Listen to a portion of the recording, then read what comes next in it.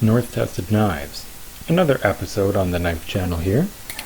This is the Benchmade Griptillian folder 550-1 in G10 and a 20 CV blade.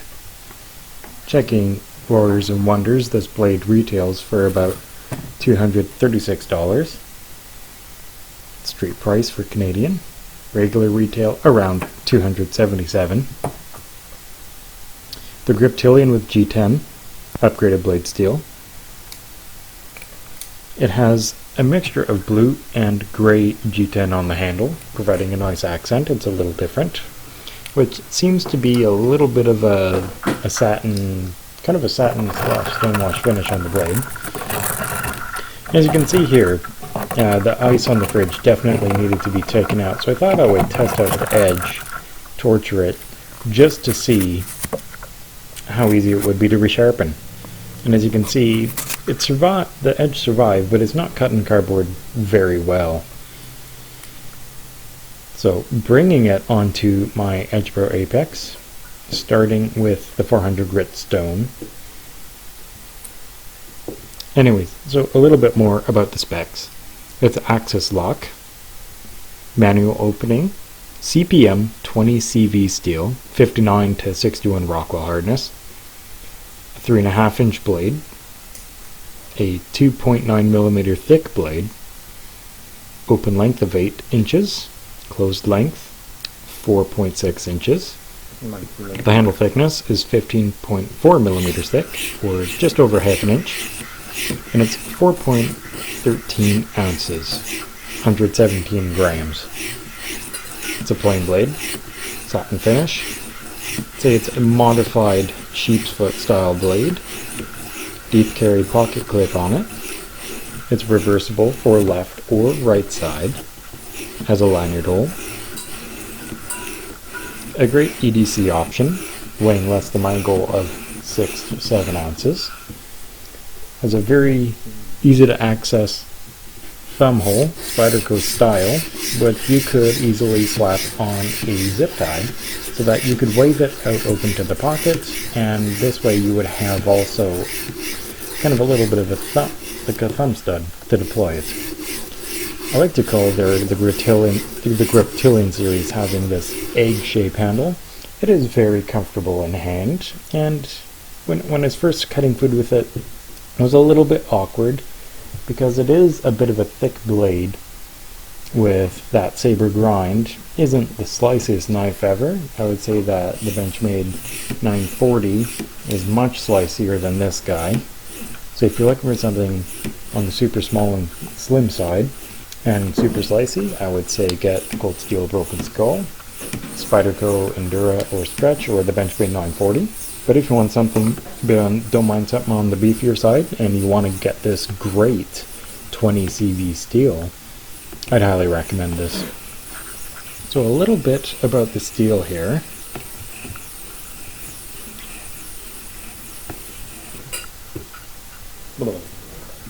Let's see. Just pulling up the information now. Salad.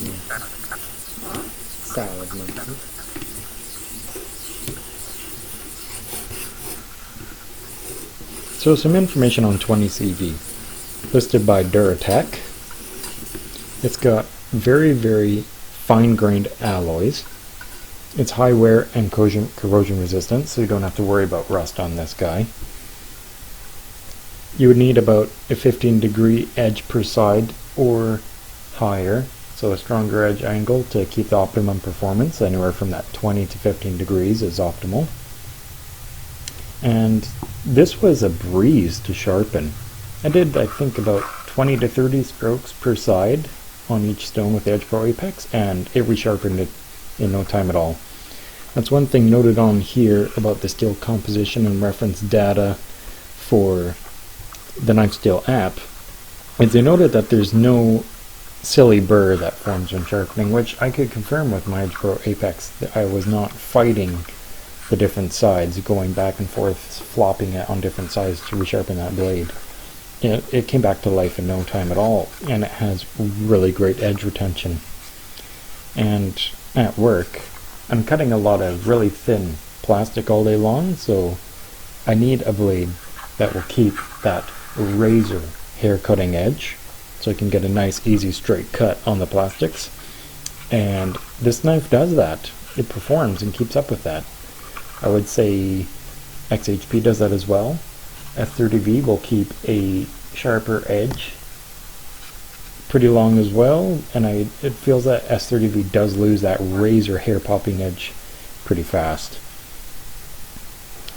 I do like the steel. I would like to see more companies use it with more models. I would love to have, say, a Spyderco PM2 or a Spyderco Endura in this steel, and maybe even if Cold Steel would come out with, say, maybe a limited edition Recon 1 series with a Tantor clip point style blade.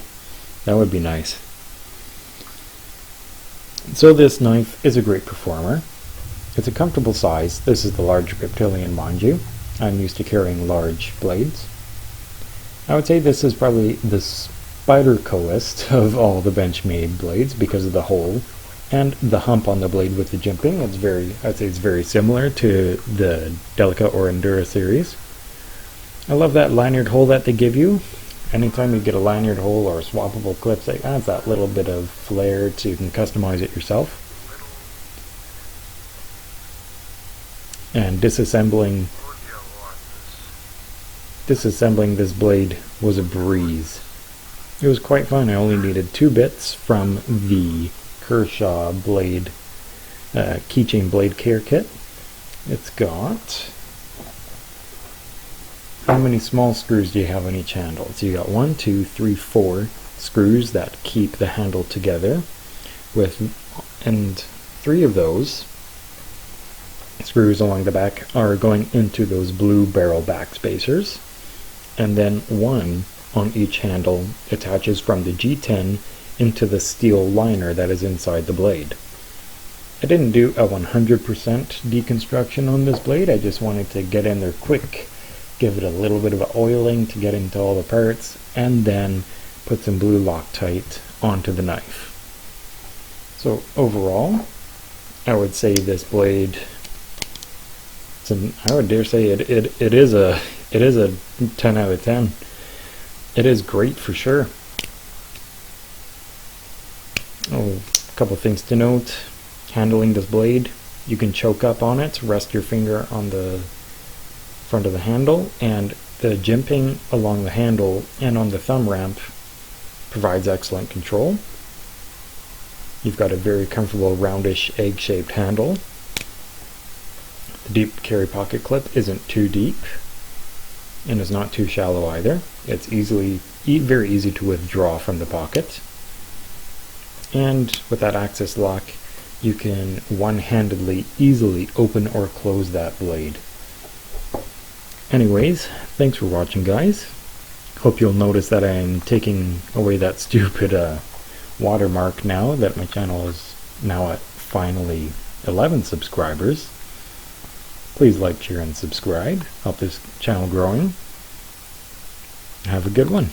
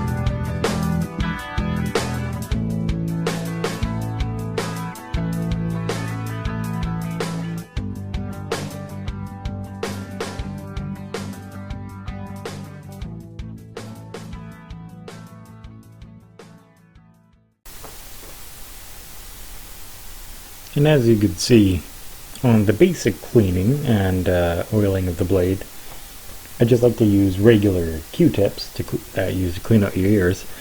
I just like to get one set of them and dip them in soapy water, soapy warm water, just to clean out any grit. And then I will pass over the same areas and get into there with dry Q-tips to absorb that water and grit and dirt.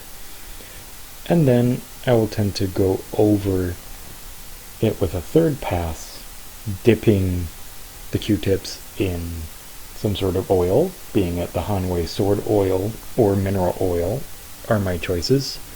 I usually go for mineral oil because I know it is food safe. And it's very cheap, inexpensive, and in my experience, if you're out for a walk in Canada, for walking the dog and it's minus 40, and if you gotta take out your blade to cut some nasty burdock burrs off your dog's fur, the blade still operates fine. I've never had anything gum up or stick with mineral oil in minus 40 yet. And then again, I only do a little coating, just enough to get in there. I don't over oil because that can make it too slippery, and too much oil will attract more dirt and grime to stick in there, and it'll just make a sticky, sludgy mess.